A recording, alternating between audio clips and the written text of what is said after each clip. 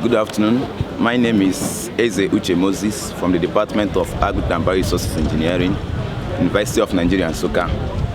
Okay, as a human being, I came to find out that for you to be successful in this earth and this life, it is about your ability to provide solutions to humans' problem. And I've come to find out that Faculty of Engineering is one of those faculties that are capable of providing solutions to human problems.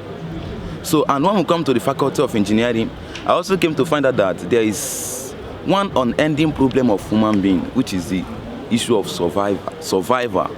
And when we come at that aspect, man, we actually need food for survival. So that is one of the reasons why I narrowed my department to Agriculture and Bioresources Engineering.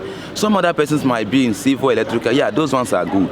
But I think there are some things that are the most important for a human being. And if I can be able to provide solutions to those problems, it will earn me a better living. And that's one of the reasons I am in the Department of Agriculture and Bioresources Engineering, to make life better for people.